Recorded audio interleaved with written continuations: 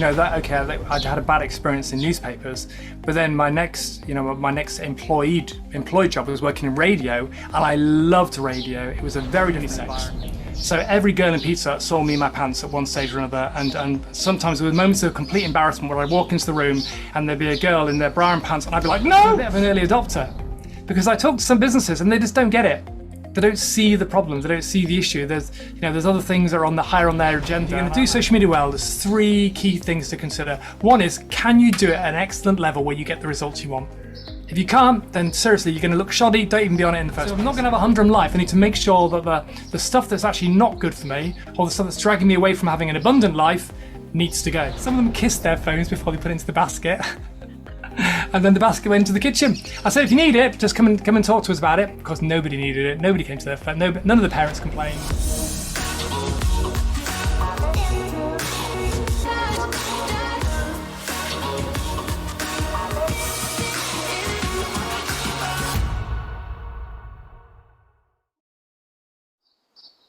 Welcome back to the Leading Boldly podcast. I'm Matt Clutterham. And I'm Jenny Jarvis. Today, we're joined by someone who has been shaping the way business and people show up online long before content strategy was even a buzzword. Mark Saxby is a multi-award-winning entrepreneur, speaker, and social media consultant. As the founder of Status Social, one of the UK's first specialist media consultancies, Mark has helped generated over 20.6 million in sales for his clients and empowered more than 7,000 professionals to use social media with clarity and purpose. But Mark's influence goes far beyond business metrics. He's also driving force behind Positive Social, a powerful initiative that's helped over 13,000 students and hundreds of parents understand the emotional impact of social media and reclaim their mental well-being. And if you've ever heard of More Colin, a movement, you'll know Mark's mission to help teams be more productive and less distracted. And it sparked conversation and culture change in workplaces across the country. A former BBC and ITV journalist, passionate Grimsby Town supporter, and yes, an enthusiastic campaigner against quiche, Mark brings humour, honesty, and heart to everything he does. In today's episode, we're going to dive into the power of digital storytelling, the surprising truth behind our screen habits, and what it really takes to lead with intention in this new digital age. Mark, it's an absolute pleasure to welcome you to the Leading Boldly podcast. Thank you for having me. It's good to be here. So let's start a long time ago. That's a bit rude, actually. Not that long ago. So what he's trying to say, Mark, is tell us about the young Mark that wasn't all that long ago. Wow, yeah, that way is, yes. It just feel like a long time ago. The young Mark. So the young Mark, my dad was in the army, so I was an army boy. So I was born in Germany, and then I was moving house every 2 years or so, sometimes to different countries. So we'd go back and forth between England and Germany. We lived in Hong Kong when I was about 9 or 10. So it was, on the one hand, it was amazing because I kind of experienced cultures that you wouldn't normally experience if you're living in the UK. But on the other hand, it was quite challenging because it was really hard to kind of ever have those strong friendships. I meet people I've got a friend who I've had since primary school, and I think I don't even know anybody from my primary school. It was 3 countries away, whatever it is. So it was difficult, and I think what the hard thing is that some schools, well, on the one hand it was great because I'd go to some schools and it was tough. Like we would move to Glasgow. An English boy living in Glasgow at 12 years old was pretty painful. Been there, done it, Mark. That's painful. Exactly painful. That. We moved to Glasgow when I was 12. It's difficult. Absolutely. Yep. Terrible time to move there. They all hated English people. Well, that's not true. They didn't all hate English people. Some of them certainly hated. They mostly did. That's really interesting though, Mark. I'm sorry to interrupt your flow there, but we've got so much in common. Like, I was born in Hull, you're in Grimsby, not far away, and then you ended up in Scotland at 12, which is exactly what happened to me too. Yeah. It is weird. yeah. Although Grimsby's obviously better than Hull, just want to point out. Yeah. So my mum and dad were from Grimsby. It's in the name, Mark. Grim. I know. Well, it's dull in Hull. What can we say? And actually, both towns. I love both towns. I've loved Hull, because I lived in Hull as well. So on the one hand, it was great because a year we could move. So you weren't like stuck there forevermore. But on the other hand, some schools I went to where I had really good friendship groups and I was confident, then we would move, and so you'd have to start all over again. So it was very, very kind of challenging. And I don't think I really discovered myself in terms of being the boy I was outside of school, taking it into school until I got to sixth form. And that was a deliberate thing when I just decided, right, I'm going into sixth form now. There was a merger of two schools, and I thought I'm going to reinvent myself by being the person I am at home. And I went in there and suddenly became, I say popular, not I wasn't one of the popular kids, but I was more popular than I'd been before because I was myself. I'd stopped being shy and kind of the victim, and it was I had a lot of those kind of moments through life where I had to handle bullies. Sometimes I handled them better in some schools, and other schools I was just always in the back foot and never managed to recover. So yeah, kind of in some ways, did it shape me? I mean, it shapes me in terms of the fact that when I got into business, I determined that I wouldn't be bullied by an adult. And I've had several occasions over the last 30 years of grown-ups trying to bully me and having to stand up to them. And a lot of that comes from me thinking, well, I was bullied as a kid, I'm not being bullied anymore. Those days are over. Yeah, that's awesome learning. Yeah. So give us a little potted history, just so that we can understand your journey from sixth form to TV journalist through to launching Status Social. Yeah, so I decided I want to be an author from the age of 11. I wrote an amazing book that never got published called Mike's Amazing Bike. I mean, admittedly, it was only about 7 pages long, but it was still amazing. And I didn't know, I got bought a typewriter, a proper old typewriter, when I was about 11, something like that. And but then over time, over the next few years, I realised that being an author was quite a challenge to be able to do, to actually have a career as an author. So I decided, what else do you do? Well, you write for a career, and I thought, well, being a journalist. So then that was my aim, was just to be a journalist, and with the help of my dad, who was very, very encouraging, and who we walked into the local paper and ultimately said, can we have a column? And we did that on 2 local papers. I ended up having my own column at the age of 16, 17, in Grimsby, writing about athletics. And then by the time I actually applied for a college course in journalism, I'd already had more than 50 articles published, so already put me ahead of nearly everybody else who was going for it. So I did that, then went to work in newspapers, because that was kind of the way. The newspapers were king in journalism. You never considered, I never even considered TV. Did they really have journalists on TV in those days? I don't know. They probably did. I'm sure they did. And probably on radio as well, but again, never really considered it because it was all newspapers. That's all we did was newspapers. So I went to work for the Hull Target. I'm sure you're a big fan of it, Jenny. And free newspaper in Hull. And I used to work for the West Hull Target, and it was they were good days. Very small team. But one of the things that I loved discovering original stories. So what I would do is as I walked anywhere or I'd be talking to anybody, I'd be trying to find out these new exclusives, and we'd have on the front of the free weekly newspaper, we'd have these massive exclusives that the paid for daily didn't have. And so they'd be catching us. So we keep it all secret. It was very odd. We keep it all secret from our sister paper, which is just across the room from us. And then we splash it on the Tuesday morning or the Thursday morning, whatever day the paper came out. And then the whole Daily Mail would be scrabbling around trying to find all the information, which we didn't want to tell them because it was our exclusive as the free weekly newspaper. And then I learned, and whether it was true or not, but what I heard anecdotally was that people were stopping buying the Hull Daily Mail because the Hull Target had so much good stuff in. They didn't need to buy the daily newspaper anymore. So the Hull Daily Mail came over one day and just said, Mark, can you come and work for us? So I went from the free to the paid for newspaper.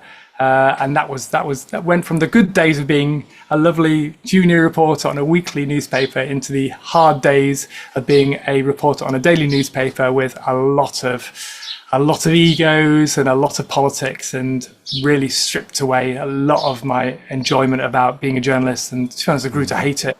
Just a very stressful time. How long were you in that period, Mark? Say again, how long? How long, yeah. Yeah, so I was working in the free newspaper, I think, for about a year and a half, and then the daily newspaper for about, again, it must be a year and a half, something like that. So it was, yeah, it was a. I mean, you learn so much in those situations, don't you? But I certainly don't look back on the daily newspaper with any kind of real fondness, apart from those moments when you kind of you get away from the politics and you're just sent out to the stories. You know, when you go out and you're on a breaking story, those things they're amazing. You know, when you're told to go knock on people's doors, and that fear of that hits you, that you're going to have to knock on somebody's door whose child has been killed. Or I remember one time a mum or grandma wrestling me down the path because I dared to knock on her door a year to the anniversary of her grandchild being murdered, that I've been sent by the local newspaper. You know, you just kind of you just did these things, and you became quite kind of hard against it in a lot of ways. It was, I had a real ambition at the time to work for the News of the World, because that was the kind of the big newspaper, sold outsold everything by far. And then I remember the story about the EastEnders actor David Scarborough, who took his own life after News of the World reporters pretended to be people there to help him. And I just thought, okay, right. I realized then my morals of where I didn't really fit what I had to be a proper cutthroat tabloid journalist. So and that kind of corresponded with me kind of becoming a Christian and finding Jesus. And I had this real mix of morals in my head going, well, okay, you got to be a better person, but at the same time, as a journalist, you've actually often has to be not a very good person. Sometimes I'd be sent to knock on doors of people's houses, and I'd think, this is just wrong. This is really intrusive. There was nothing there other than entertainment value, and they were quite tough challenges. So yeah, I did that for say for 2.5 years, and then realised that this wasn't where I wanted to be anymore. So I actually made a decision to leave journalism altogether. And went off to do a discipleship school in Derby, of all places, which is where I end up now, although with a big break in between, and left journalism never intending to go back. That's really interesting. So at what point did you find Christianity and the church, and like what happened? Tell me about that. I find that really interesting. So I was visiting a friend of mine in Canterbury, and she wanted, I decided to, as a thank you for her and her housemates for letting me stay, I was going to cook them a Sunday lunch. Anyway, she insisted that I bought an organic chicken. Now, this is back in, this is 30 years ago. Organic chickens, I mean, you needed a mortgage to buy an organic chicken. Anyway, I refused to buy an organic chicken, and I bought a factory one, as you do. And she was so cross, my friend. She stormed out and refused to have the Sunday dinner. So I did this roast dinner just for her flatmates. And since my friend wasn't there because she'd gone off somewhere else, I was left with talking to the flatmates. And one of them just told me that she had a relationship with Jesus. And I'd never known that I never knew you could have a relationship with Jesus. I thought Christianity was just going to church. But she just talked about having a relationship, that he was her friend, and her face just shone. I'd never seen anything like it. And I just said, I want what you've got. And I said, what do I do? Because I'd actually had a couple of conversations in the past with people who'd had a relationship with Jesus as well. But I'd never really triggered what was going on. I didn't know what to do. And she said, when you go back to Hull, which is where I was living at the time, when you go back to Hull, just walk into your local church and ask for their youth group. And that was her advice. So I went back to Hull and walked into Newland St John's one Sunday and said, where's your youth group? And they were like, who are you and why are you here? And what? People wouldn't have so walked through the doors without any kind of track record or being invited by friends. What were you doing here? And it kind of then, went from there. An amazing, 30 odd years of being a Christian and having a relationship with Jesus, and just shapes everything I do in life. How interesting. Yeah, amazing. I really connected to another part of your story as well, Mark. And that's the sort of, when we're younger, we sort of see a pinnacle of something in an industry that we're going after, and when we actually get inside, it's not quite as we imagine. I started off in theatre, and I was lucky enough to start my career in the West End, which is where most people aspire to be, which was great, and it was a brilliant training ground. But I quickly discovered it wasn't the glittering lights that I'd imagined, and actually it's a bit like working in a factory. You're churning out the same story over and over and over again, rinse and repeat for years sometimes, and that's not what I was was about. So that's an interesting parallel there. That And isn't that just about who you're working with and for? Because I've, I had a bad experience in newspapers, but then my next employed job was working in radio, and I loved radio. It was a very different environment, very different people, very different ethos. The culture was completely different. So therefore, then I found the niche, and I wonder, Matt, if you'd have maybe started off in local theatre, like I've got some friends who are really big in local theatre, and they love it. Because they're talking to the community, they're touching the community. There's so much more, and I wonder where it's almost like we think, this is where we need to be, but actually, if it doesn't work there, don't feel like you need to stay where you are. You can take a step down or a step sideways to find something that's really going to fit your interests.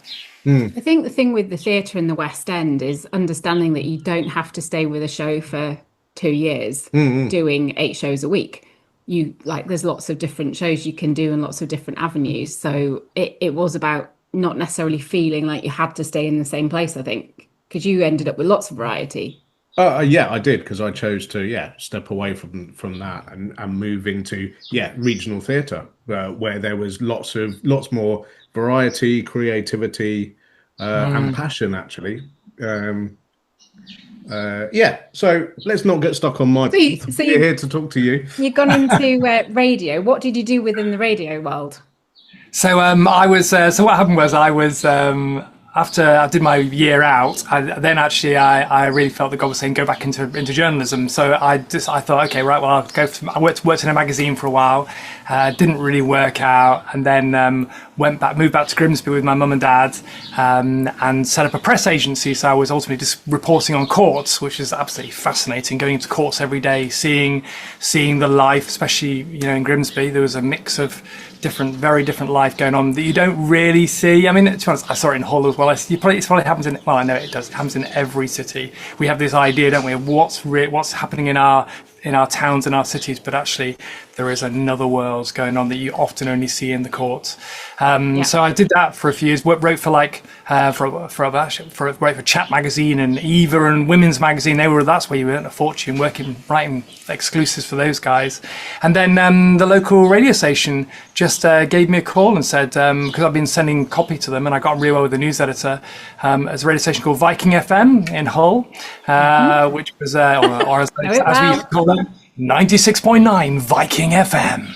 So I went for an interview there. My interview was a right car crash, because I just didn't listen to the radio. I remember when Viking launched in '84, listened to it and being really excited by it. But then kind of, I got into I just like listening to I liked having control of my own music. Listening to adverts, listening to other people's choice of music. That was a rubbish idea. I was into Pink Floyd. They didn't play Pink Floyd on Viking. So when he invited me for the interview, I didn't prepare. I'm not sure I even listened to Viking that much. And he said, what sort of music what do you like listening to? What sort of shows do you like listening to on Viking? And I said, I don't really listen to Viking. I prefer listening to my tapes in the car. Yeah, not really good, is it? Going for a job interview and saying you don't listen to the station. Anyway, bless him. Even though I didn't get that job, when another job came up later on, he just said, Mark, we really liked you. You can have the job without an interview. And so I went into the job. So I was working for Viking for 2.5 years, some of the most wonderful times of my life. Really a smallish station, but a real investment in the news team. So we had about 7 or 8 people in the news team, which for a commercial station was really, really big. Just covered loads of great stories. Again, saw ourselves in competition with the fusty old BBC local radio. So we'd be getting out there, charging around, getting awards. Really good team. I had an old boss called Shirley Rennick, who was just an inspiration, and she recognised in me that I had leadership qualities that I'd never really seen before, and made me deputy news editor. And that kind of started my whole thing about going into management and realising how good it was to manage other people, even though I was terrible at doing it at the time. But I actually at the time was thinking, when it was all going on, what did I learn from how badly I was? My older dealings with leadership had been, and what can I do to make myself a better leader now? And it's really noticeable from what you've said so far that you made an impression and then people asked you in. Yeah. Because you'd done a thing. So whether it was writing an article for free papers, whether it was just showing up in a really positive way, people then invited you in. And I think that's a really good thing for people to hear, is that if you show up in a certain way, people will be attracted to you. Yeah, absolutely. Well, interesting. The next job I got, which is where I got into TV. I got into TV by accident. So my friend went to work for Yorkshire Television, and he said, "Oh, you should just ring up the boss and ask for a chat one day, just to see what it's like here." So I rang up the boss in YTV, and I said, "Can I have a chat?" And she said, "Yeah." Came in, I had a chat with her. I was just interested. I wasn't even sure why I even went for a chat. I think because my friend said I'd have a chat with her. So I had a chat with her, drove home. A few days later, a phone call or an email, I can't remember actually, an email saying, "Oh, well, we'd like to offer you a job." And I was thinking, I didn't even remember applying for a job. There was a job.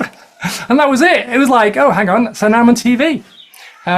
Went to work for Yorkshire Television. But that wasn't so good because I didn't, again, interestingly, very different kind of culture, TV to radio, not as friendly and open I found in those days. Didn't really enjoy it. Face didn't fit. I lasted 9 months, and then I got my final day at YTV was December the 31st, 1999. But fortunately, I'd called up the BBC and had a meeting with them a few weeks before. And when they heard about my history and what I'd done, they said, "Oh, Mark, yeah, great. We'll get you come in and do some freelance work for a couple of weeks." And then within a few weeks, I'd been offered a contract. So it kind of then went on to being in the BBC.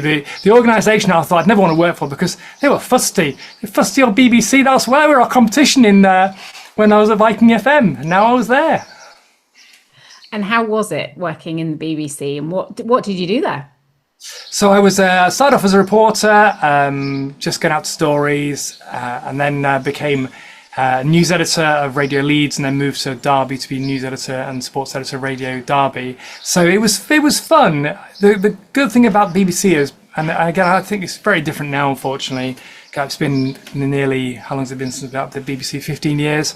There's a lot of resources in the BBC. You know, you had a good team.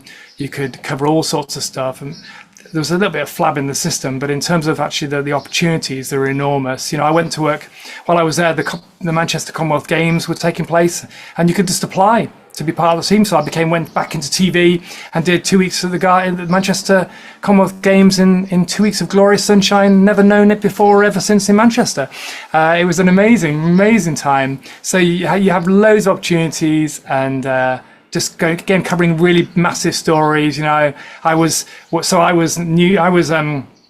news editor, or was I a reporter? I can't remember. I remember I was very active on the day. I thought I must have been a reporter when they discovered that the 7/7 bombers were all from Leeds. So out the city where I was in, they were all from there, and I was broadcasting live to millions and millions of people over America. It was, you know, those sort of moments where the big news stories happen are just incredible to be around. That's probably the only thing I miss about journalism now, is those moments where everything goes mad. You know, I remember flooding. I remember when the whole of Leeds seemed to be flooded, and we had reporters out and, you know, across the city. And I remember going across York on a rowing boat with Yorkshire Television to try and reach people who are stuck in the floods. You know, those sort of moments, they're really, really exciting, whether you're leading or whether you're a reporter. There's those moments where being a journalist is just amazing, when you feel like you're part of the community and you're serving, but at the same time you're having such amazing fun. And there's still hard times and there's still difficult situations, and I've been tear gassed, and I've been in riot situations, and I've been dragged across tables by people on the hunt for murderers, and I've been attacked in Hull prison. I've had no. Just another day. I'll tell you that story. I went to see Romeo and Juliet. It was being performed by a small theatre group in the gym at Hull Prison, and I was interviewing some. Actually, when I was at the Hull Daily Mail, and I was interviewing some of the the inmates, not athletes, the inmates, and. Got a bit carried away there. I think I was in the Olympics. Anyway, so there I was in the gym interviewing these inmates, and suddenly this man came from the back and went, "You're from the effing Old Daily Mail. You effing put me in the Old Daily Mail." I've never seen this man before in my life, and he swung a punch at me. But the prison guards clearly, I mean, they were fabulous. I got thrown into a cupboard, but while they cleared the gym out. And it was all very exciting. But it was unfortunately, because it was all happened so fast, I had no time to really feel scared. It was just wow. But I mean, all due to the professionalism of the guys, the prison guards, to get me safe straight away. How do you recreate that sort of adrenaline and dopamine that you got back then? Can you recreate it now? I'm a man who loves challenges. So I do all sorts of things in my life to try and create new challenges. So, for instance, 1 year for my 40th birthday, I decided I wanted to go to one of the big world events. So I thought, okay, where do I go to? Maybe the Super Bowl, maybe the Olympic Games. But unfortunately, my birthday's in March, so I ended up at the Eurovision Song Contest. So I decided if I'm going to the Eurovision Song Contest, I don't want to just turn up. I want to make it more an event. So I decided my aim was to appear on TV. So I thought, okay, how do I get on TV during the Eurovision Song Contest? I know, I'll disguise myself as a Moldovan. Moldova, poorest country in Europe, less likely to have people there in Germany where the Eurovision Song Contest was made. So I bought a giant Moldovan flag from eBay, and me and my poor suffering wife, Kerry, headed over to Dusseldorf. And we arrived in Dusseldorf, and one of the things in the Moldovan act had were these giant cone pointy hats. So I thought, well, there we go. That's another way to disguise myself. So I went into this Dusseldorf craft shop and we bought the paper, but we didn't want to buy any tape. So we said to the lady behind the counter, can you help us make this hat for Eurovision? And this German lady said, what country are you representing? And we said, we're representing Moldova. And she went, your English is very good. Which for a man from Grimsby is a great compliment, I can tell you. So anyway, we headed off into Eurovision with my giant hat. As we arrived at the station announcer said, "Moldova, welcome Moldova." So I knew I was already conning I was already getting people excited. So anyway, we went into the whole event, and during the event, about halfway through, I heard a bit of a kerfuffle behind me. And I said to Karen, I'm going to go and investigate. She went, well, I'm staying here. So anyway, off I went back to find out what this kerfuffle was going on. And there were some of the contestants from the first semi-final. And we were there for the second semi-final. And there were the Azerbaijan singers. Now, the Azerbaijan singers were some of the favourites. And they were very good. And I told them so. I said, I think you could win. And I could just see that confidence flush in their face. And I just thought that's the final thing they needed. So anyway, they went on to win. So I think, because I helped them win Eurovision. So that was great. But the trouble was that through the whole show, the TV cameras are swooping by, but they never caught me. So I was absolutely gutted. All that effort, that pointy hat making, everything, what a waste of time.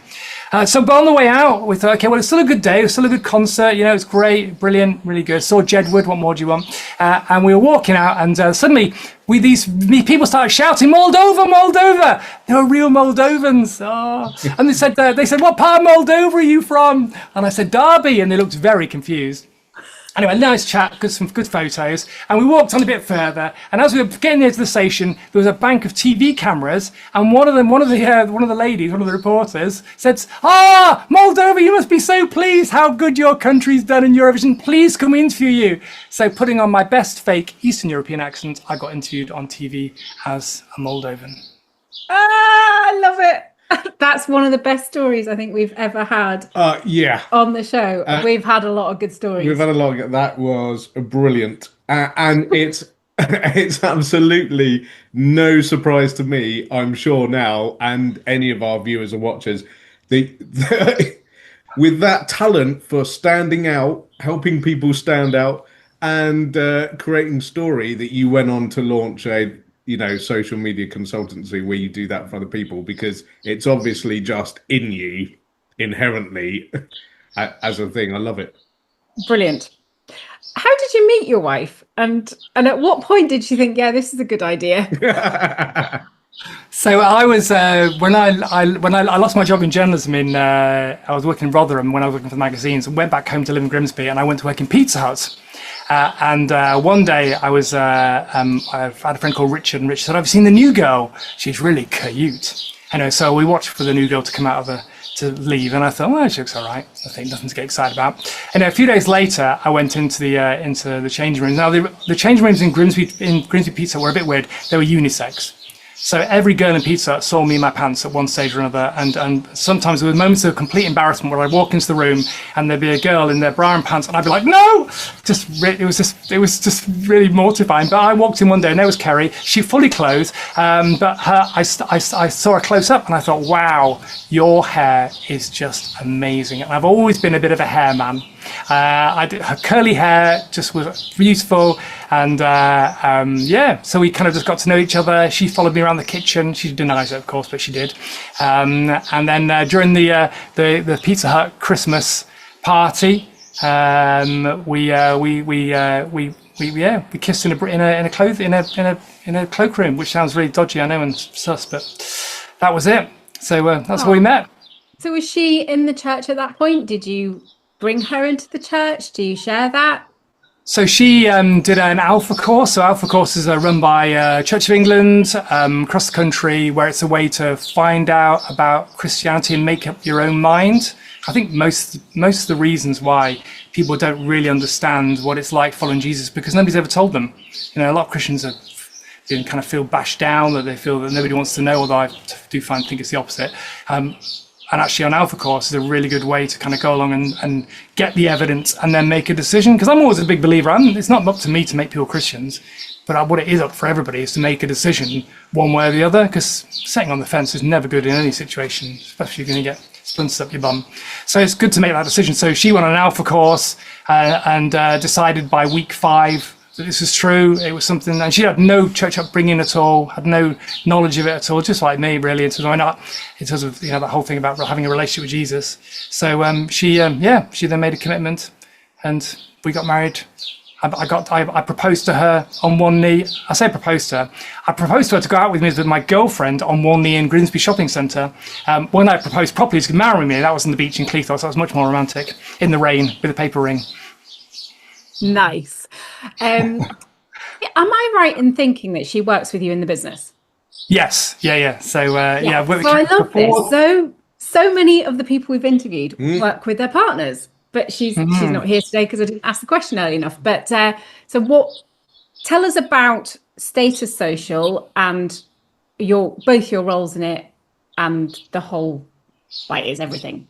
Tell us. Yes. So 14 and a half years ago, I got chatting to a guy called Martin, who had been researching social media for a few years. He loved reading. He was really into inbound marketing, and I was going to finish the BBC, and he was going to get made redundant from his construction company. And we just said, either we go into collaboration or we go into competition. And based on the fact that we'd done really in terms of researching, I'd researched to see whether anybody else was doing social media. Couldn't find anybody else in the country who was doing social media at the time in terms of as a specialist social media kind of agency. And so we set up on, so that was like January the 2nd. We were sitting there trying to work out what we're going to call ourselves. What do we nearly call ourselves? Eggy Bread Media. Oh my God, I'm not even terrible. But fortunately, we had a friend who was who was a brander, so she said, no, Status Social stands out, so we were saved there. And then the next day I went to see Grimsby Town play Histon United, because it was in the glory days when we were in non-league. And in Cambridgeshire. And as I walked through the door, there was my old news editor from the Grimsby Telegraph, where I'd done work experience. He said, "Oh, Mark," he said, "I could have talked to him about what we were doing." He said, "That's really interesting. I'm about to apply to do the PR and social media for the whole resort of Cleethorpes. Would you like to go into collaboration?" And also the day before, when we were thinking of the names, somebody else had got in contact and said, "I've heard a rumor you're starting a social media agency. Can I be your first customer?" So it was kind of a bit of you don't normally get that, do you, in business? So then within a few months of that, I then spoke at an event at Quad in Derby about social media. We got picked up by the East Midlands Chamber, so we ended up designing and delivering the first ever social media course for the East Midlands Chamber of Commerce. And then a few months after that, I threw some rubber eggs at a networking meeting. I was saying, like, marketing without social media was like eggs without soldiers, and I threw the rubber eggs. They all thought they were real, and everyone was diving out the way and screaming, and then they were bouncing. But somebody approached me a few weeks later and said, "Mark, I loved your egg trick, and I've been approached by the world's largest publishing company asking if we do social media." "We don't," but I said, "You do." "Is that all right?" So there we go. So me and Martin worked in the business for about a year and a half. And then Martin went on to a wider digital marketing thing. But in the meantime, we'd employed Kerry as an administrator. So when Martin left, then Kerry became ultimately a partner. We incorporated, and she became a director. And so this has been 13-ish years of working together, and it is amazing. I do admit, though, that I do have a screen just there. She sits on the other side of the screen, because I find that if I don't have that there, I just get distracted by looking at her all through the day. She's still incredibly beautiful, so I have to have that there to stop me from. And somebody apparently it's not apparently appropriate to flirt with your wife during working time, which I think is so wrong. It is wrong, and it's not true. And you've got the same screen, haven't you, darling? I have got, yes, for the same reason. We love working together, and there's so many people, and I'm sure you get it too, Mark, that where they go, "Oh, how do you manage?" But it's not about managing. We love it.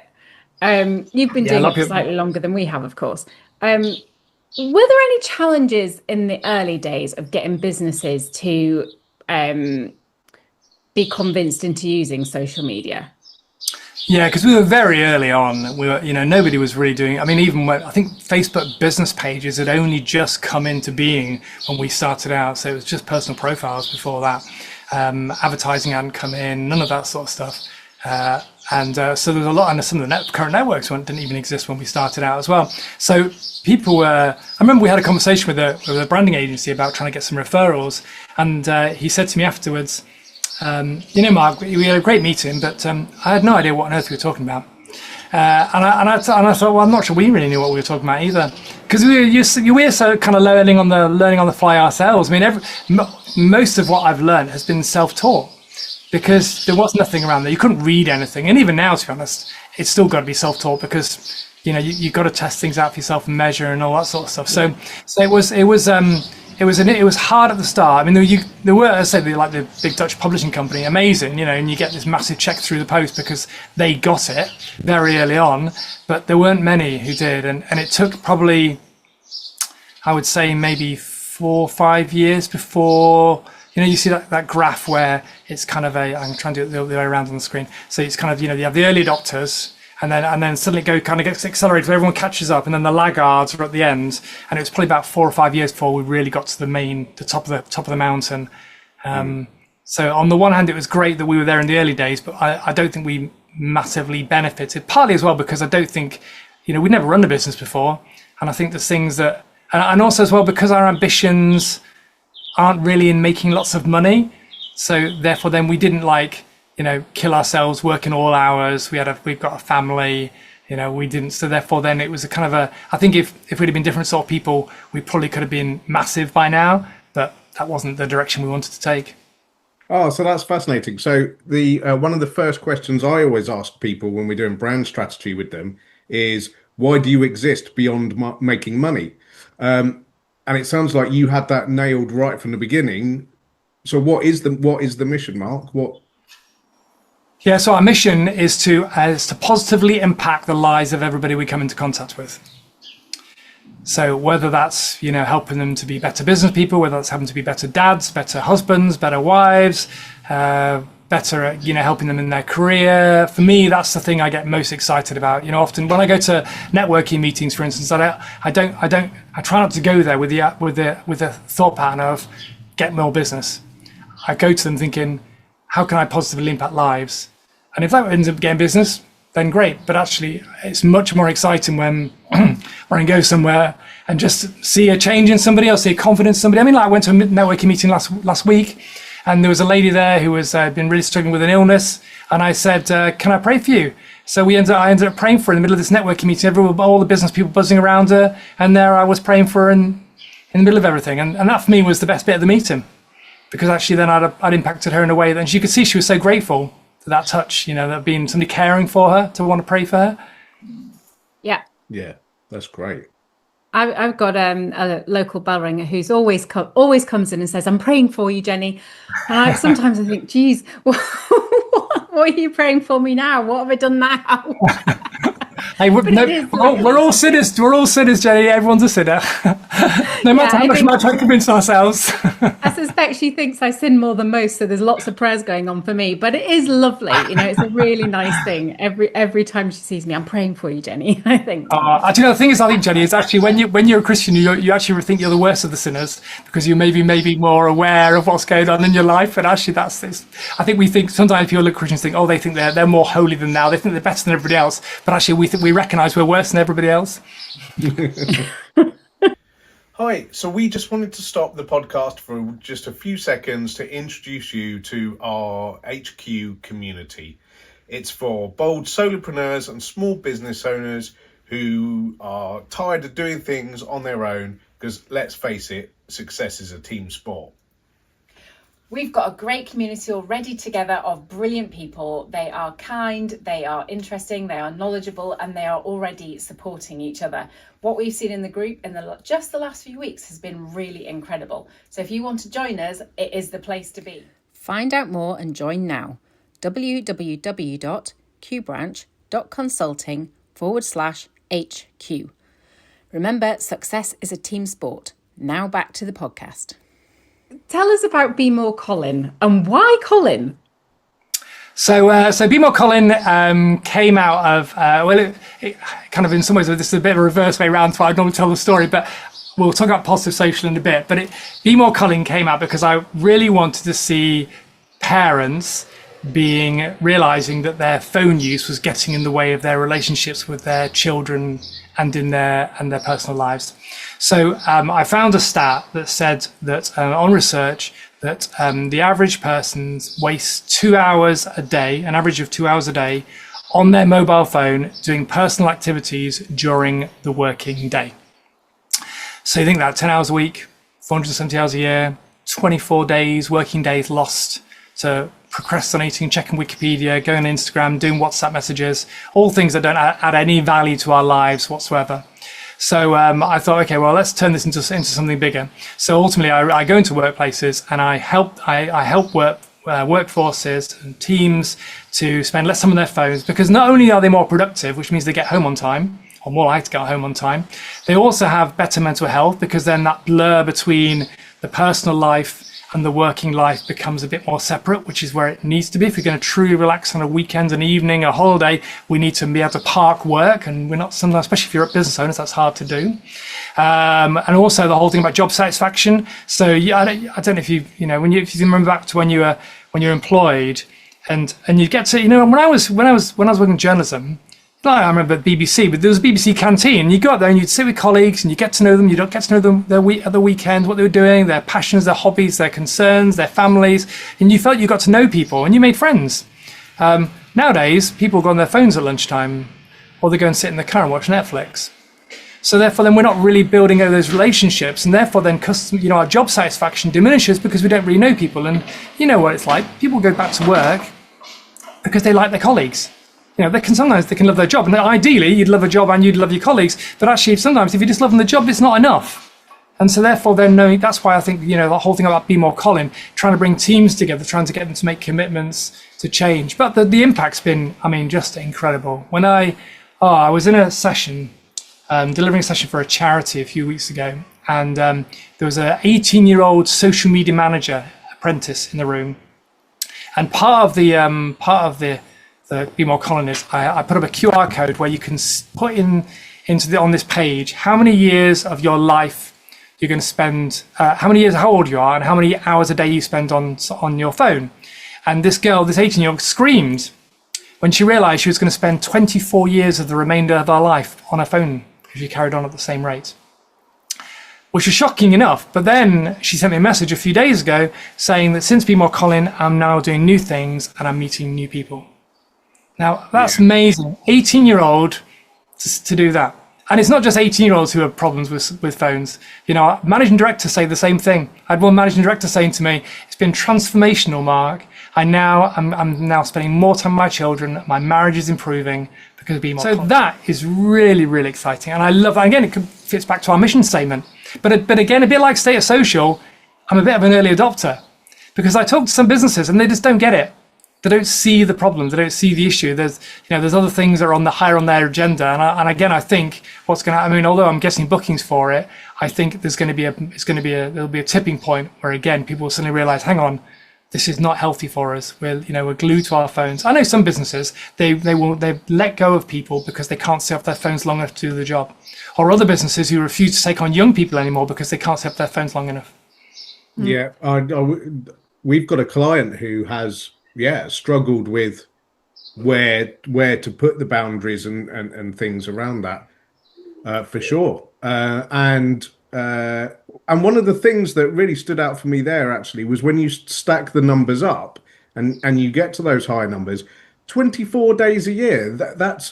That's more days than the average annual leave. Like if annual leave's 20 days, the business is losing annual leave again to employees' phones. That's incredible when you add it up like that. It's sort of interesting though, because back in the day when I was working in corporates, we didn't have phones, like not smartphones. We had a Nokia brick that you could make phone calls, but we didn't have the technology to do that stuff.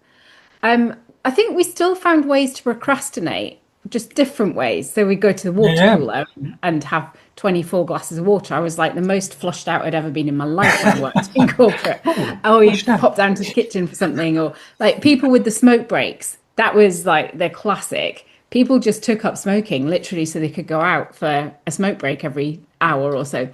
And so I think we swapped one distraction for another distraction. But I think what's important about it is the consciousness of it.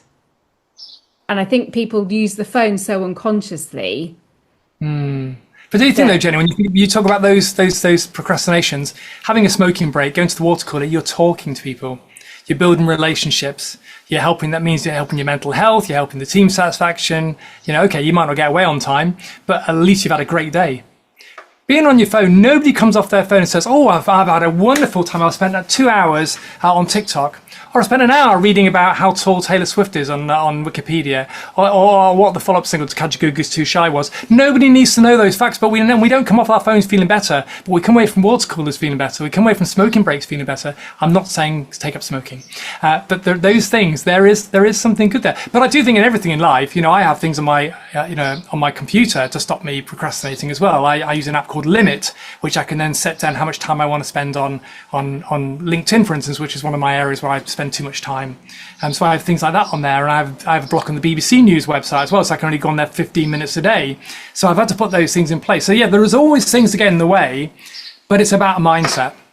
And when I go into businesses, I don't say to people, you need to spend less time on your phones. I say, this is what it's doing to you, and this is going to be the benefits if you can take control of it.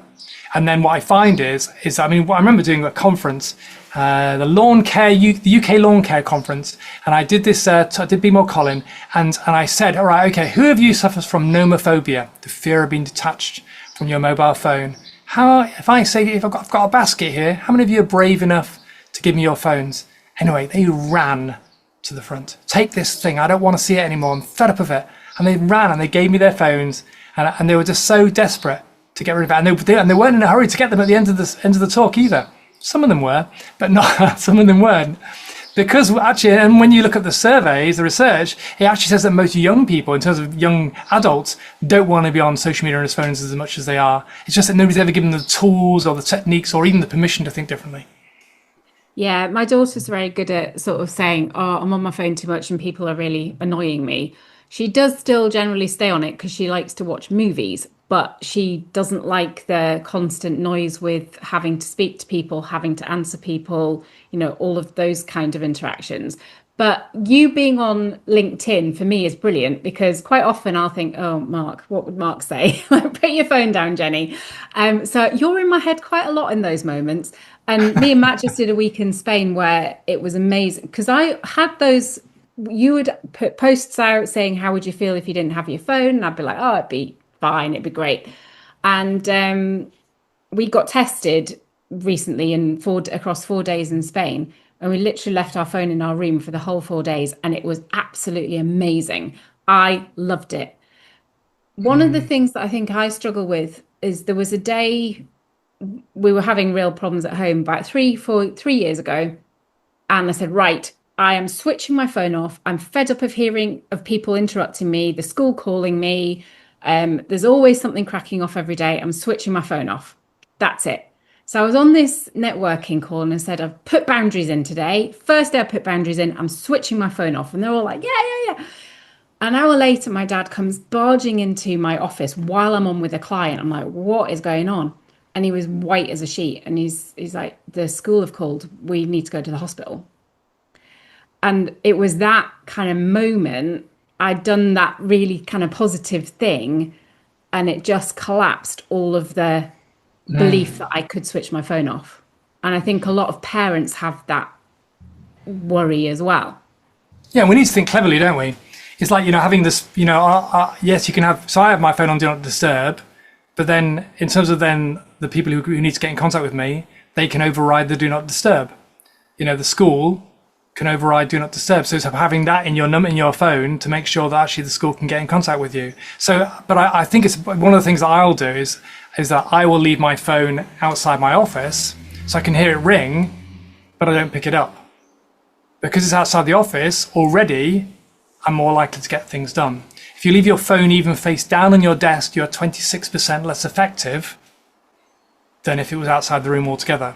If you put it in a drawer, you're still 10% less effective.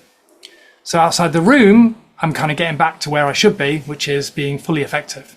So some days I'll go the whole day without being on my phone at all, but yet my phone's still there, still people can call me.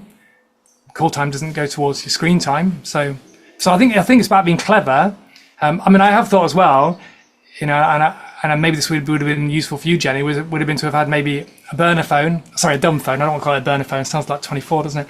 And actually have a different phone, which you think, okay, right, this is the phone when I want to take it, when I don't want to be disturbed by anybody else, but I'm only going to give this number, this phone, to the school or to my mum and dad. The problem was the school was the problem because they were calling me every single day for stupid stuff.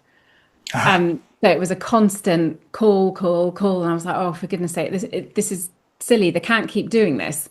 So it was because I didn't want to hear from the school. It was a bit like the boy who cries wolf, all these stupid things. And then all of a sudden there was like an actual emergency. I was like, oh. But at the end of the day, I did come to the thought, well, they contacted this person who contacted my dad who came over to me. So it wasn't like it wasn't possible. It just took an hour longer than perhaps it would have taken before.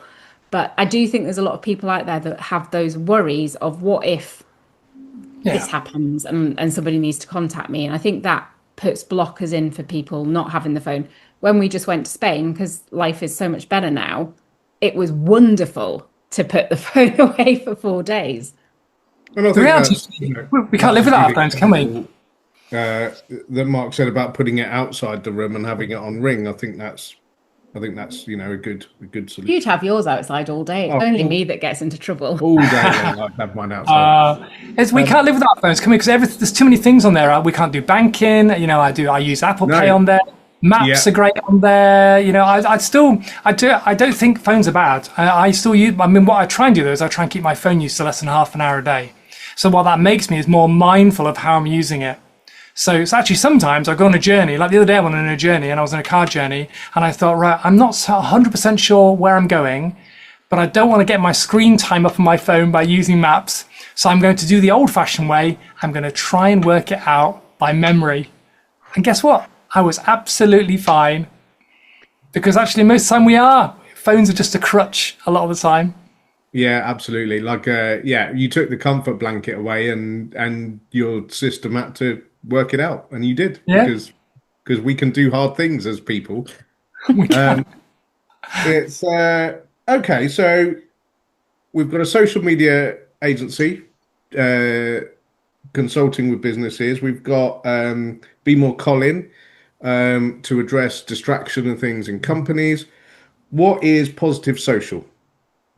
So about 9 years ago, we even though we were doing so well as an agency, training people and getting them seeing amazing results and managing their social media. It was you could just see the impact of social media when done well in businesses, which is unusual, admittedly, but when done well, can create great results. But the trouble is, I started just hearing so many stories of, more actually from a safety point of view, of children on social media falling victim to predators. But also as well, just that level of, how much time are we giving to our children on social media? So we did this pilot called Safe Social Networking, went into primary school, into a church youth group, into a secondary school. The pilot went really well, but then Status Social just took off, and we just had no time to really develop it as a plan. But it was always there, and I always felt really passionate about that it would be something we would do. It felt bigger, more important than Status Social. during COVID, we both me and Kerry had this. I'll be supernatural about it. Both of us felt that God said to us, I'm going to change the nature of the business. We didn't understand why or how. We just knew it was like a treadmill. We had, one client to the next client, more inquiries. It was, team getting bigger. What do we do? But we really felt both independently felt that was what God was saying to us. And suddenly somebody handed their notice in out of the blue. We were really surprised. It wasn't what we were expecting. And we thought, this is the moment. We're no longer going to replace our staff. So over the next year, they left one by one for all sorts of different reasons, which again is remarkable in itself that they all left within that first year. You can see we had a really settled team for a long time beforehand. So we then what we did then, we created time. We got rid of all our overheads, got rid of our office. We obviously had no staff costs. We built an office on the side of our house. We just kind of cut all our overheads, and which meant then we stopped doing a lot of social media management. So we weren't like answering calls in the middle of the night and checking people's social media at 10 p.m. rather, 10 a.m. That's not bad, is it? 10 p.m. And we registered Positive Social as a charity. So and we started going into schools. So ultimately we go into schools and we help young people make better decisions about how they use social media. So it's kind of three key areas. Is your behavior acceptable? Are you bullying other kids? Are you saying things that are inappropriate? Are you damaging your future? Do you want to be addicted to social media? Do you realize the social networks are designed to be addictive? So you will then make them rich? And are you living your best days? Or are you wasting them behind a phone screen? And at the end, we ask all of the children to make commitments. So far, I've been in front of more than 13,000 children, just really most of them in the last 3 years. Growing, with just the amount of bookings we've already got for next year is already getting ridiculous. Just kind of growing. The commitments are amazing. Like, I'm going to leave Instagram because it makes me feel sad. I'm going to stop. I'm going to leave WhatsApp groups where I recognize I'm bullying other children. I'm going to spend more time with my mum and dad because I suddenly realize they're more important than my phone. I'm going to spend more time with my dog. I'm going to do crafts. I'm going to start playing football. I'm going to leave my phone in my bag. Amazing commitments most of the sessions are done with years 5, 6, and 7. So these are young people making strong decisions. And what's really interesting is, and go back to what I said about Be More Colin, is that people say to me, oh, it must be such a tough thing, Mark. Surely going into schools, they're not going to want to be on social media. But they do.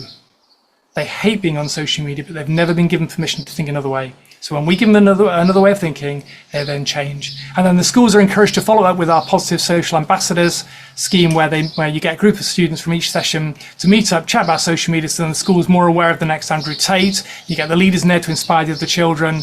And it's just amazing. And schools see a drop in social media issues after we've been in. So it's been really, really encouraging, really encouraging. I would love to see schools as phones-free zones. I think allowing phones into schools and classrooms is just, I can't believe it ever happened and escalated to the point it did. Yeah, it is interesting, isn't it? Yeah. A lot of schools don't allow phones in school, or at least phones out in school, although, who knows what's happening when people are disappearing off to go to the toilet break and they're really checking their phones. But it seems, what I find oddest is when schools, like, there's a primary school I know in Derby, that they encourage students, the year 6s, to have phones, to use them during lesson time. I just think, why would you need to do that? What's all that about? And what are you saying to every other parent? You've got to have your child having a smartphone at that age. It's just, no child needs a smartphone at years 5, 6, even 7 or 8 or 9, to be honest. Normal phones, easily enough if they're going to be traveling anywhere. But a great stat I heard the other day, that a third of road accidents involving teenagers are because they're looking at their mobile phone and they get hit by a car. So they're not making them safe on the way to school, they're making them less safe. Yeah, that doesn't surprise me at all. No, or me. One of my friends actually didn't let her daughter have a smartphone at high school, and it was a nightmare because she said every time they needed to record homework, she had to get a friend to send it to, it was a whole convoluted thing because they were all taking photographs of it on the phone, or it was sent to the phone. And because she didn't have a phone, she couldn't do any of those things. And the school system should not be set up where you have to rely on a phone for anything at all. No, bonkers, isn't it? And that's the thing to take with the school, isn't it? But what's interesting is I heard, so we also are in contact with Smartphone Free Childhood, and they said that a lot of schools are quite, they're scared of parent power.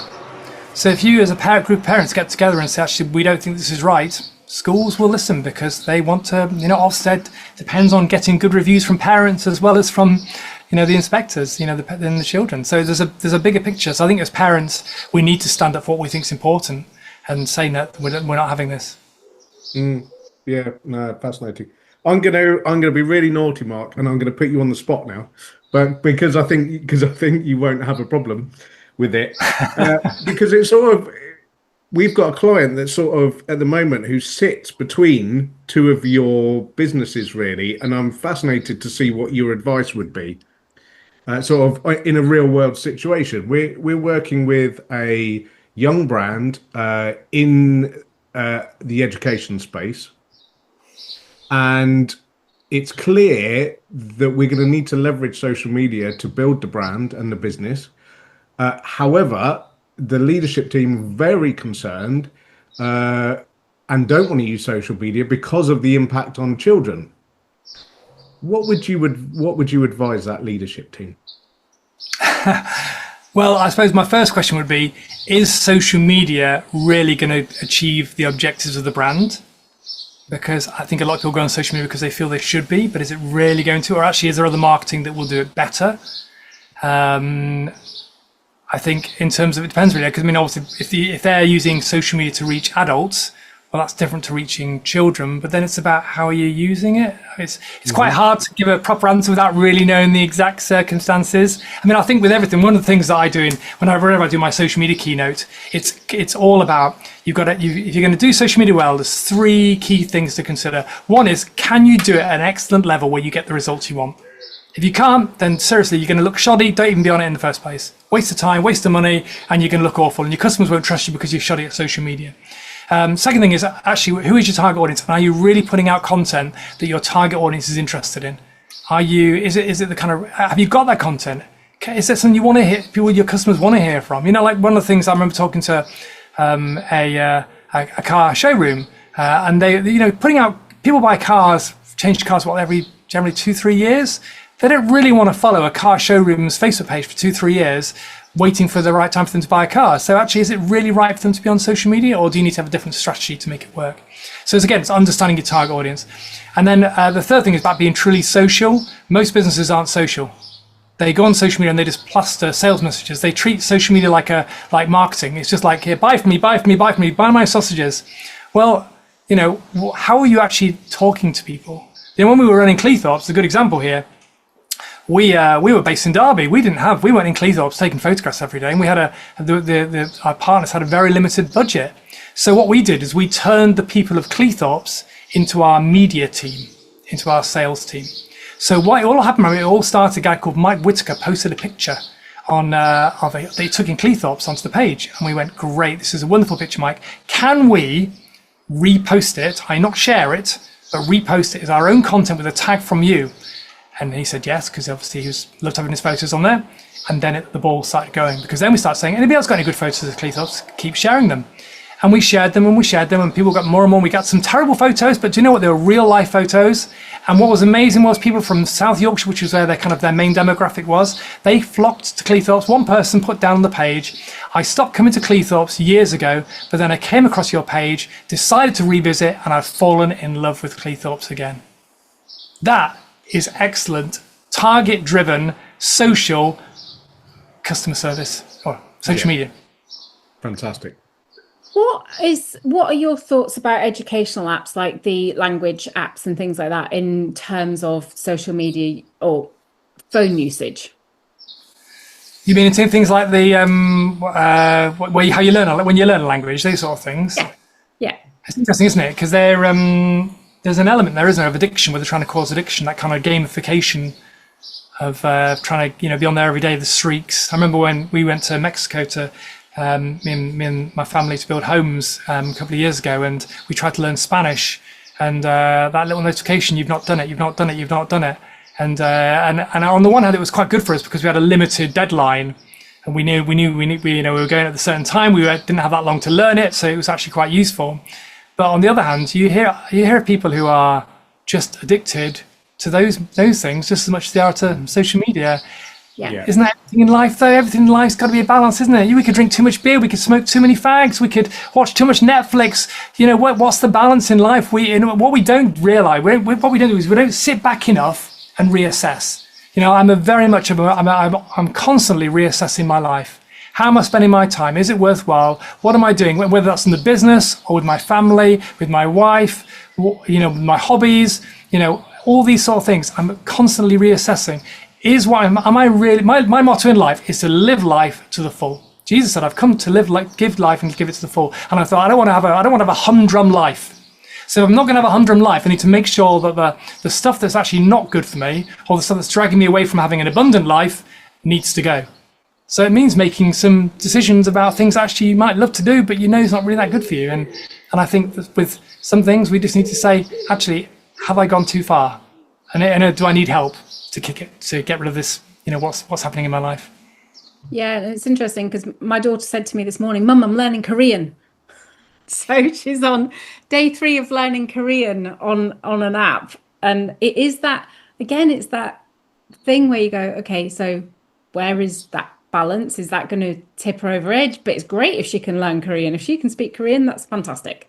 Yeah, I suppose it's having the goal at the end, isn't it? Actually, interestingly, my niece is also learning Korean because she's desperate to go to South Korea. So therefore, then she's got an aim. That's why she loves South Korea and the K-pop and all of that. K-pop. Yeah. Don't we all love K-pop, don't we? Absolutely. Do we? I don't know. I don't know about that, but she does.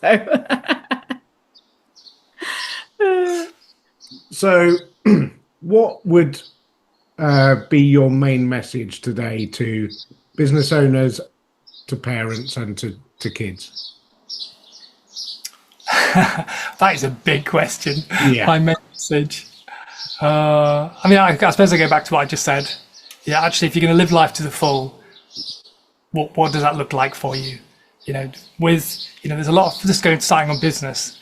A lot of people say if you're a proper business owner, you've got to be working all ends. You've got to be all about the money. You've got to have the big cars, the big houses. You've got to, all that sort of stuff. Of course, that's nonsense.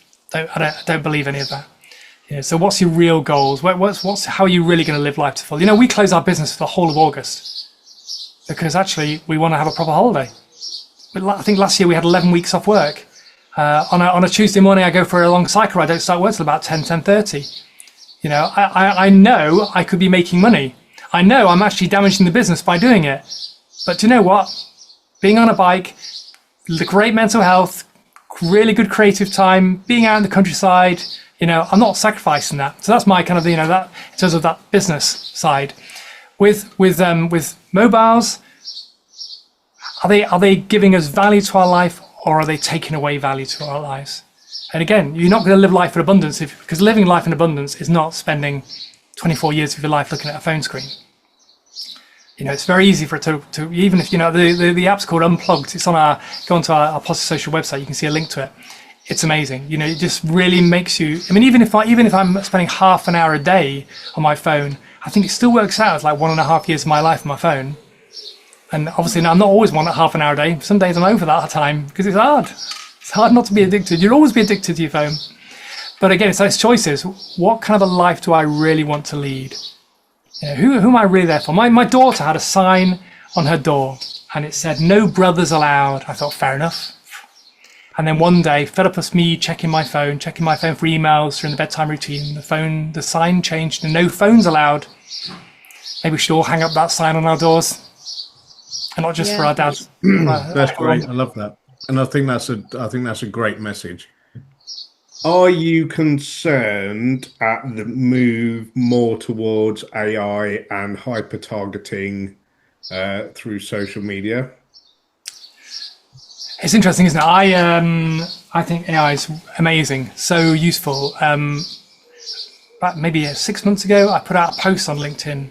Somebody said to me, "Mark, are you worried that AI is going to take over your job and nobody's going to want social media management anymore?" And I put a post out saying, I said, "Nah, I'm not worried about it because AI is never going to be as good as me." Now, 6 months later, I've kind of maybe retrained myself in terms of thinking, well, in some ways, AI is better than me. When I post an AI, it gets rid of all my grammatical errors and all my spelling errors, and my wife has less checking to do because she's great at that sort of stuff. She's the grammar queen, ruler. Anyway, I'm not going to say any rude words, but she is. So yeah, it's great for that. But then the other day, I wrote a post on LinkedIn, and then I asked AI to make another version for our company page. And then Kerry said to me this morning, Mark, who wrote that post? Because it doesn't really make sense. And I looked at it and it didn't make sense. And I realized because what I'd done the first bit, which is my effort. AI had then rewritten it, but I'd not done the crucial going back to it to make sure it was good enough. And it wasn't good enough. She said the first post, Mark, was great. This is not a great post. So I think there's an element there, isn't it, where AI won't ever be as good as me, but AI can be a better me if I mix the two together, but it's got to be a good blend. Yeah. So I think from that point of view, I think AI can be amazing. Or in other things, like, I'm appearing in the House of Parliament alongside Peter Andre, of all people, talk about social media and in schools in a few weeks' time, and I had to write a press release. Normally, I can write a press release pretty good. I'm a former journalist, I know what journalists want, but it still probably take me about 20 minutes. AI gave them the invitation. 3 seconds, 4 seconds, 5 seconds later, it was all there. That's amazing. Yeah. We've got an earlier podcast with an amazing woman called Sam Schlimper from Randstad, and she talked about AI. The best use of AI is to free up people from the work they don't actually want to do, so that they've got more time to live the lives and do the work they want to do. And I think that feeds into your message brilliantly. In fact, I was only thinking a second ago, maybe we're going to have to package your episode, her episode, and last week's episode with Gary Parsons, it actually up into a 3-part special, because I think the three of you together have got an amazing outlook on life, on the ground stats and data, and have just got a brilliant approach. Yeah. I was going to ask you about Parliament, because you're going there in a couple of weeks. What is the aim of that?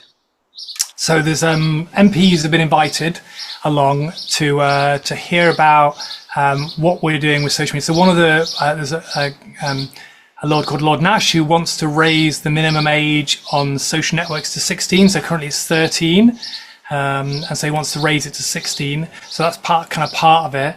But for me, it's about, what I'd really like is for the MPs to realise that the way for us to really stop this kind of demise of our lives into phones and social media is through education, whether it's through us in the schools, whether it's through our parent sessions, but probably more so I'd really like the government to think, can we educate people on the dangers of what phones are doing to our brains? This research shows that if children who have an excessive amount of screen time, particularly when they're younger, develop a thinner frontal cortex of the brain, which means then as they get older, their memory is damaged. They're more likely to be stressed, depressed, anxious, sleep deprived. All that will then add to the pressures on the NHS further. So that alone, for me, it's just a really, really great stat. Another report said that children who spend 5 hours a day on screens are going to be 50% worse at maths than those who spend just an hour. Well, that's a pretty stunning fact for those parents who really care about maths. So it's like sometimes I think as parents, we've never been educated. Nobody said to us that giving an iPad to a child, because we want them to be babysat, is a bad idea. Because it just seems like it's another TV, and we've sat in front of TVs before, but actually iPads, iPhones, they do different things to the brains than TVs do. It just all came, I think, so quick for parents. Like it was. It was a slow process, but it was all of a sudden there. And I think there's a lot of, as we've said earlier, competition about, well, my friend's got this. And I didn't want my kids to have phones when they got phones, but because their dad doesn't live near us, it was like they wanted to contact him. And then it just escalates and escalates. And I think the most difficult thing is to stop it once it's escalated, is to then put the blockers on, put the brakes on and say, okay, stop, because by that point they're addicted. I loved the post you put on recently about your daughter's birthday party. Oh yeah, the one about the sleepover. Yeah, when they all arrived. So she's 11, and when all her friends arrived, I said, right, here's a basket. Put your phones in here, please. We have a house rule, no phones. And we're like, oh, really? Are you joking? And they said, we need to say goodbye to our mums first. So there was this frantic moment of about a minute where I just stood there where they're all saying goodbye to their mums. Some of them kissed their phones before they put it into the basket. And then the basket went into the kitchen. I said, if you need it, just come and talk to us about it. Of course, nobody needed it. Nobody came to their phone. None of the parents complained. The phones stayed there all the way to the next day. And then again, it goes back to what I said. Kids aren't bothered about not being on phones. So actually, one of the things you say there, Jenny, about, it's hard when they're addicted, but actually having the conversation with them to say, how do you feel when you spend a lot of time on your phone? How much time do you think you should spend on your phone? But then also, as parents, how are we going to do this together so that none of us spend as much time on our phones? That actually makes us unhappy. But also, how are we going to fill the gap? Because we can say no phones, but actually, we're so often with our children, they've kind of stopped doing hobbies because they've been on their phones all the time. So we've got to find something else for them to do. So what do they love doing? So I was speaking to a guy, I say guy, he's an 11-year-old at a children's sports day. And him and his mum were sitting together, and he said to me how he'd had a Lego model that was really intricate, and he wanted to build it, but he'd been allowed 3 hours a day on his mobile phone, and at the end of the day, and he was going to bed, he went, "Oh no, Mum, why did you let me be on my phone for 3 hours? I wanted to do the Lego model," and he was really sad they'd not done the Lego model because he'd been on his phone. I think that's really, it's hard in some ways to hear the story, but also you think, well, actually, okay, that's a great example of how actually children, they'd much rather be doing other fun things. But he had something fun to do, but unfortunately the phone was there as well. Yeah. We're in a Lego household and I need another mortgage. And another room. Yeah, we need another room and another mortgage. It's a nightmare. It's like, so it's great. Like it is brilliant, it's but great. once the Lego starts, it's as addictive as the phones. Absolutely. We're going to put links to your different businesses and things in the show notes. But how would you like people to get involved and join you in your mission? There's several kind of things that we really need, and Positive Social, as I say, is a charity. We're funded mostly by businesses who get what we're doing. So we've had Cadbury's give us a bit of support, Warburton's, Experian, but we need more businesses. Our vision is to get into every secondary and primary school in the UK. As you can imagine, there are a lot of those. We have a network of deliverers across the UK, but what we need is businesses to say, actually, I'd love to sponsor you to go into schools in my city or in my town, or just towards our general pot. We have, at the moment, we're the only people who get paid are the deliverers. There's no internal money going towards anybody else. So it's just a really good opportunity. So for me, I think as a business, one of the things that we've always prided ourselves as a business is we've always given away. We always give away, and we give away more than we ever need to, because we think it's important as businesses to never put money ahead of everybody else. So therefore then giving to the community, supporting the community, whether it's through giving away time or giving away money, I think it's so important for business leaders to have that mindset. So, I suppose I'd encourage anybody who's listening to this, who would like to see more lives changed, then to get in touch with us through our website. And also as well, we're always looking into getting into more schools. Often it's the influencers get us into schools. The reason we did so well, we're big in 3 big areas in the UK, and in Derby, where we're based because of a local head teacher who on the first meeting said, can I tell every other head teacher in the city? Yeah, you can do that. And then in Solihull, because again, it was I saw a family playing cards in a pub, and I went across in Derbyshire and went across and said, well done, you're not on your phones. And it turned out he was the head of finance for a multi-academy trust in Birmingham. Within a few days, the phone was ringing. And then we're big in Wigan because the council got behind us. We're in loads of other areas in the country, but they're the big areas. So often it takes one person who really gets what we're doing to open the door into lots of schools. So I'm hoping. How much would a business need to sponsor, say, going into a school? So typically, if we were going into a secondary school for a day, it's about £250. They're interactive classroom sessions. So typically, most secondary schools need us in for 2 days. So you're talking about £500 as an amount. And again, if you've got, we've got companies who are talking to us about doing like sponsored things and all the stuff that charities love to get involved in. always good. I mean, we also have another couple of companies actually who have us on their framework. So when they apply for tenders, they then put as part of their tender application, if we win the tender, we will pay for positive social to go into our local schools, and that's great. Yeah, as well. I love that. That's a really great way of doing it. We've reached my favourite part of the podcast because Is this where you do the song? Is this where you do the song, Matt? Yeah, it is. That's where he said Theatre song. Can we have some from the theatre days? I think we need to hear it. I was very much behind the scenes in the shadows in my theatre days. firmly backstage. Absolutely.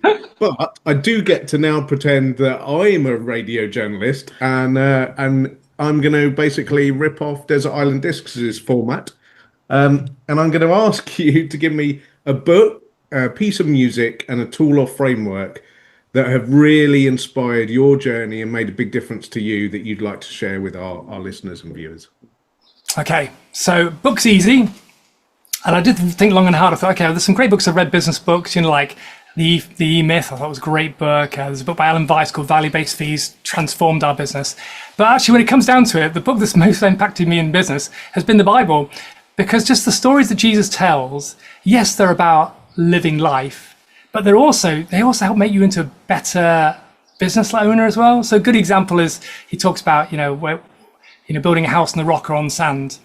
Now, as a human, I can build my house on the sand, which means just kind of not really taking care of myself and not really building relationships and not really thinking of, being considerate. And so when the storms come, actually, then you're on your own and it's rubbish.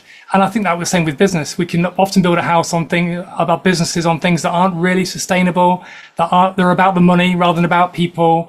And actually, then that all gets washed away when the storms come. So there's so much wisdom in what Jesus says that's really just kind of transformed my life in other ways. Music. Wow, music. That's a tricky one. Always is the music. Yeah. I mean, if I think about when I was a teenager, when I was 17, I used to go through bouts of depression. So before it was kind of just probably those hormones that happen when you're a later teenager. And then I got a job delivering the Grimsby Gazette. And my dad had an old copy of Pink Floyd The Wall on tape, and I put it on, and he had recorded it the wrong way round. So side 2, because there's 2 discs in The Wall, and side 2 is side 1, and it starts off with a song called "Is There Anybody Out There?" And I remember playing it in my Walkman as I walked through the streets of Willesby Road in Grimsby, listening to Pink Floyd, and it gave me a reason for living. I loved the music so much. I just thought, this is just amazing. This is just, and it kept me going. Even though Pink Floyd isn't the most cheerful of songs, but I just thought the musicality of it and the storytelling was just amazing. So that was really good. And I've forgotten the third one. What was the third one again, Matt? A tool or framework. Okay, a tool or framework. Oh, I tell you what, a tool. So the tool I would pick out is my bike. I think a bike is the most incredible machine ever invented. To be able to get from one place to another quicker than a foot, yet really using hardly any muscles is just amazing. I mean, e-bikes, I'm not going to count them, they're just but normal biking, I love my bike. Last summer, I cycled up Mont Ventoux, part of the Tour de France route on my holiday, and it was just an incredible feeling of just achievement. But even just going for a ride on a Tuesday morning, going into the countryside, sometimes I'll just set off and I'll think, right, you've got this issue today, or you've got this talk coming up, right? Just let's cycle and let's get some solutions. And that whole feeling, during COVID, I was out on my bike every day, did the commute. I got on my bike, cycled around the block, and then came home again. It was wonderful. So I think bikes are just the most amazing tools. And I do think it's a shame that sometimes we drive so many places when actually cycling is just a really great way of getting fit and getting to work at the same time. We clearly have very different muscles. Yeah. I'm not sure I've ever ridden a bike and felt like I wasn't using muscles. Hey, you've got to have the right sort of bike. That's the problem. I think what happens is when we're kids, we get bought those, those bikes from, I'm going to say Halfords, it's out there now, heavy bikes that kids really struggle with. And then because we buy from those kind of mainstream stores, we then carry on buying those bikes. So they're heavy, so they're hard to maneuver, and we don't enjoy it. Sadly, like most things in life, if you want to be able to do something well and easier, you've got to spend money on the right equipment, or try and find some, and you can get great secondhand bikes as well, really, really, light ones that are really good. So yeah, I don't think you need to go to a shop and buy a £5,000 bike. I've never have. But yes, good bike, good tools, amazing. Awesome. Amazing. Thanks, Mark. It's been so good to get to know you and what you're up to much better. We've kind of known each other on the sort of periphery for quite a while, but it's been really great to spend some time with you and really sort of dive in to you and your mission. And I've certainly got quite a few ideas now of some things we should talk about. So we'll grab a coffee at another time. And I was correct, because when you booked a later slot, I said, oh, Mark, I think we need to have a bit earlier, so we've got plenty of time. I was correct. So thank you. No, thank you for having me on.